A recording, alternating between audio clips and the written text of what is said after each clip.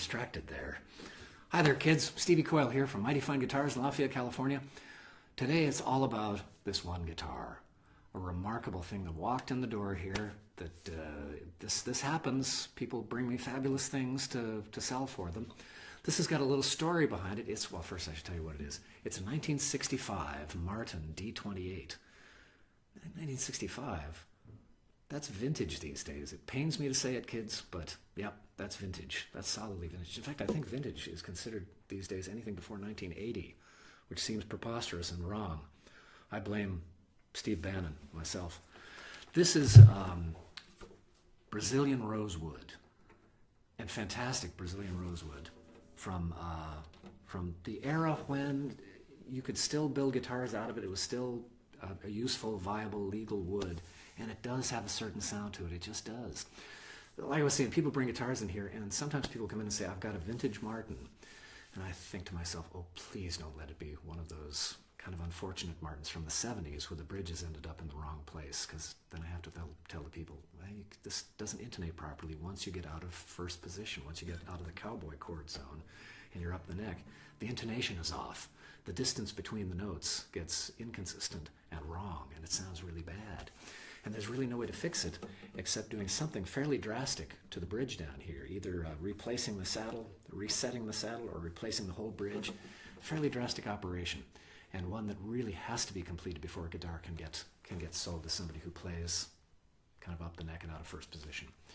So when this case got opened, I saw this little stripe along the side there. First of all, I saw the top, and I thought, holy smokes, it's crazed a little bit. You know, this guitar has seen some fairly serious and fairly swift temperature changes, and that crazed the finish on the top. But I think most Martin heads, like myself, don't mind that a bit. It means the guitar has seen some honest wear, some honest use. It's been played. It's one of the signs that you sort of say, wow, that's busted up just right. That's broken just perfectly.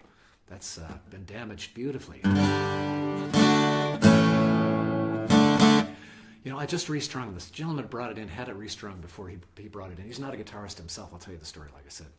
But he had it strung with 80-20 strings and light gauge, and I put phosphor bronze mediums on here, and it just activates the guitar like crazy. Heavier gauge will put more upward strain on the body, and the guitar will activate more quickly typically.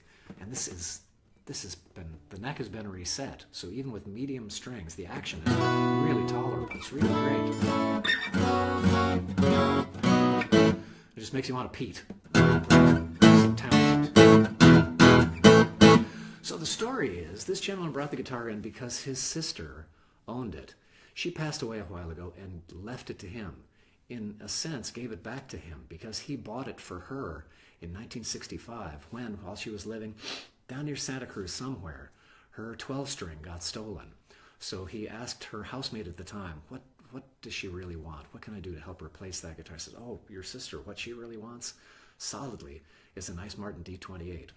So he had just gotten back from the war and had dug out his old trumpet that he was no longer playing. He was apparently a pretty good trumpet player in high school and whatnot.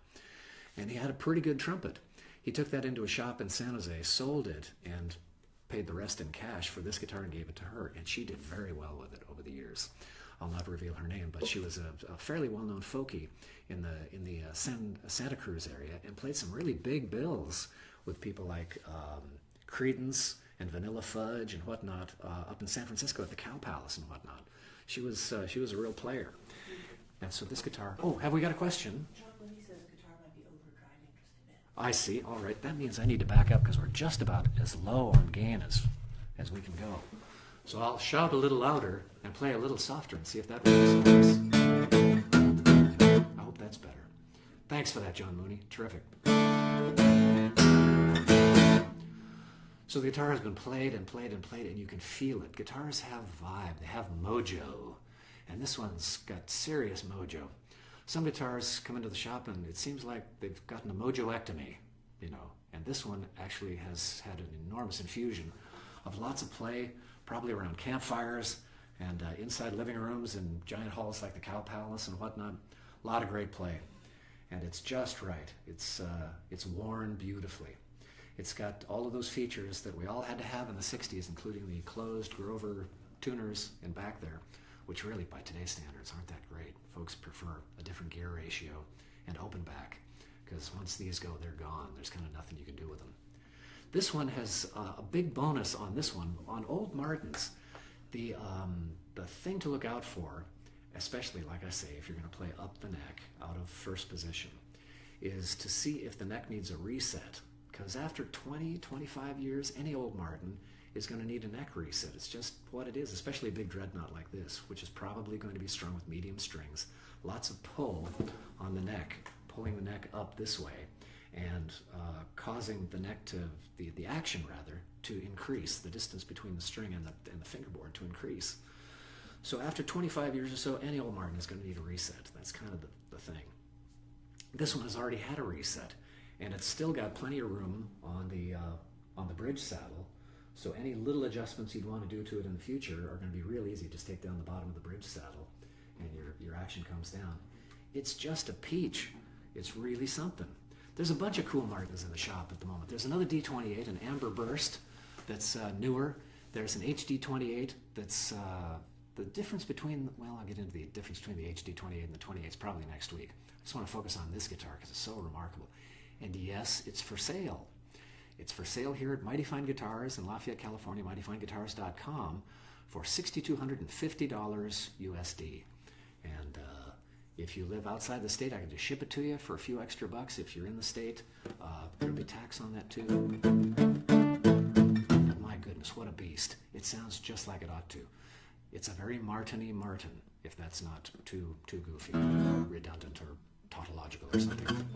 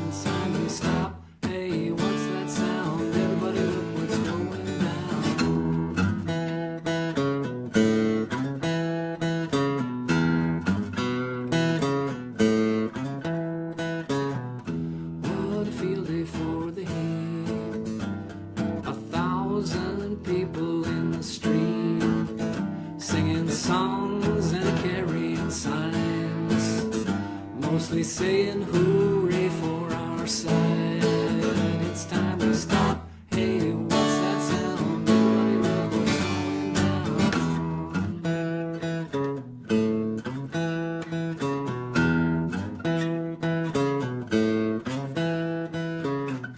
Paranoia strikes deep. Into your life it will creep. And it starts when you're always afraid. Step out of line, the man gonna come and take you away. It's time to stop. Hey, what's that sound? Everybody look what's going. Please sing. Stop. What's that sound? Everybody look what's going down. Stop. Hey, what's that sound? Everybody look what's going down. Stop. Hey, what's that sound? Everybody look what's going down.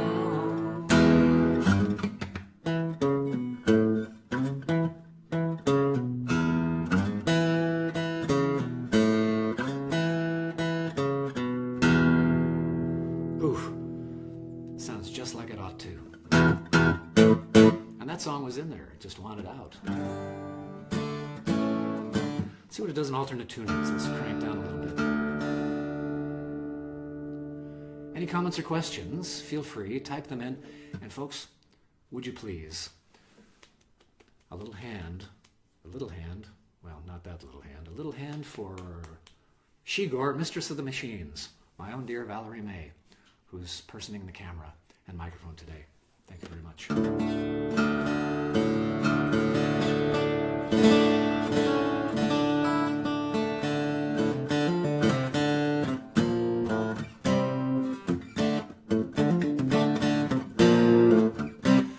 I typically, those of you that have visited me or know Mighty Fine Guitars know that I typically play fingerstyle, but this type of guitar is really maximized for flat pick play. Strumming is huge and bassful, and because the neck is narrower than it is on smaller guitars, it's maximized for quick action over here for kind of bluegrassy play or single note sort of stuff and strumming. So that's kind of what I'm doing, even though lots of great music has been played, both fingerstyle and flat pick style, on both bigger and smaller guitars, but it's just kind of what the guitar is maximized for.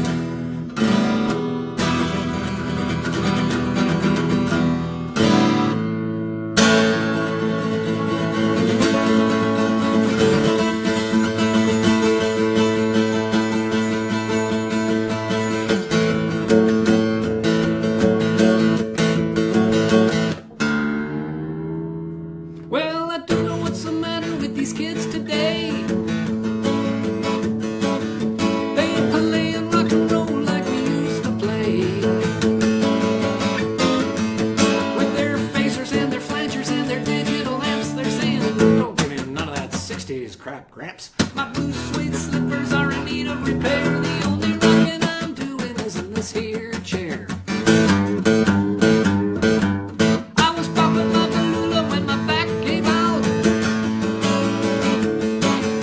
I got the rockin' pneumonia and the boogie woogie gout. When I'm take a walk, I challenge my feet to a drag, and every day this Papa's got a brand new bag. Well, I had a falling out.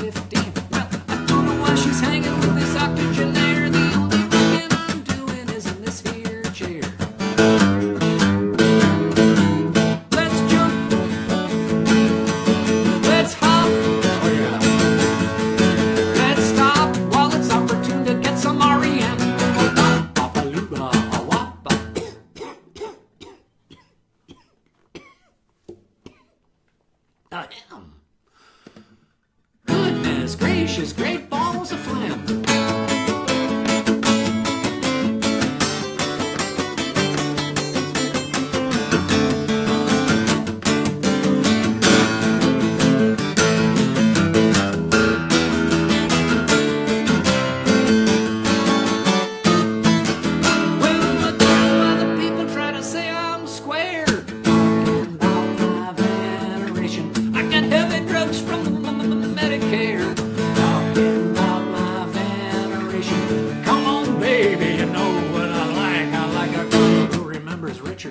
And Ike, roll over Beethoven, dig a place for me there. The only rockin' I'm doing is in this here chair. Oh, I'm a rockin', yeah, I'm a rockin'. Don't stand there gawkin', call the dock in. I'm a front porch rocker, where the hell's my walker? I'm a front porch rocker, not as old as Joe Cocker was. And I'm rocking till about 8:30.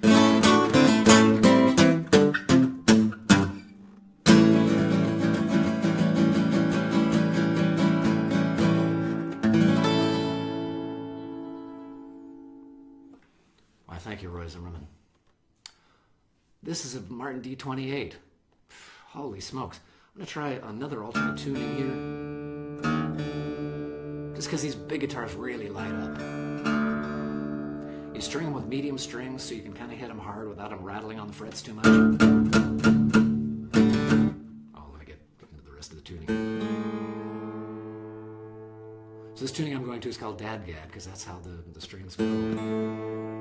D-A-D-G-A-D instead of E-A-D-G-B-E, which is easily remembered by Eddie 8 Dynamite. Goodbye, Eddie. Not entirely elegant because you have to split up goodbye into two words, but you start off with Eddie 8 Dynamite, goodbye Eddie, and you're shifting into D-A-D, G-A-D. So what you do is the low string comes down to D, the second string comes down from B to A. We're guitar geeking here, kids. And the high string comes down from E to D.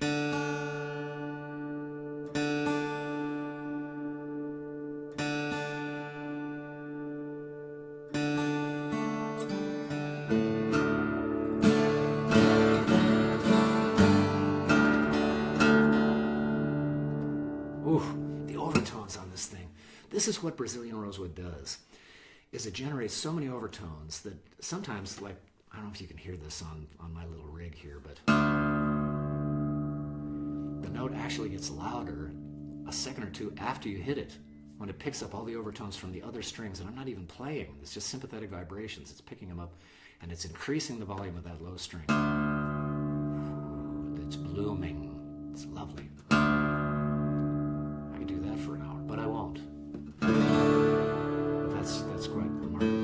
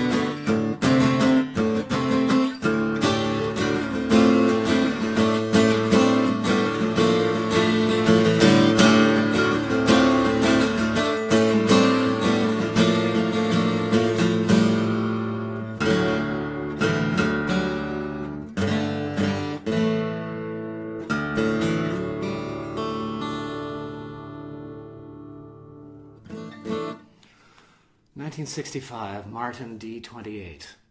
Remarkable thing, just a remarkable thing. Available here at Mighty Fine Guitars. Please come and give it a good home. It really wants to go to a good home. The gentleman that owns it doesn't play guitar. If you missed the beginning part of the video here, his sister passed away recently, left him this guitar, and he would like to see it go to a good home. So would I. It's just a peach. $6,250 is a really good price for a lovely, lovely guitar that's in great shape, that doesn't need a neck reset like this one. Much as I hate to sound like a salesman, this is a great guitar. What would it take to get you into this lovely guitar today? Let's come and kick the tires right here at Stevie's Guitar Emporium.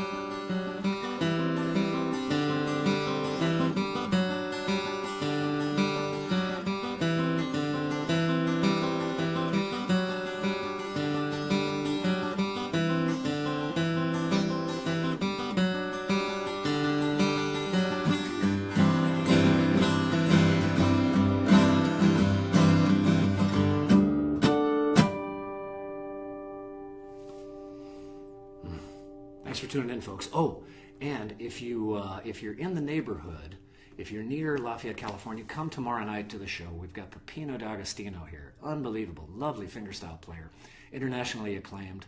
Tommy Emmanuel has fabulous things to say about him. So does Leo Kotke. If you don't know him, come and get hip to him. There's a chance, we're kind of working it out. We're going to see if we can webcast the show tomorrow as well. So stay tuned to the Mighty Fine Guitars page here, or if I can, I'll send it on over to my own homepage as well. So with all that in mind, Peppino D'Agostino tomorrow, February 4th. That's when tomorrow is now. And thanks for tuning in to the Mighty Fine Guitars Friday Noontime webcast from Mighty Fine Guitars in Lafayette, California. Your old pal Stevie Coyle here saying adios and thanks for tuning in.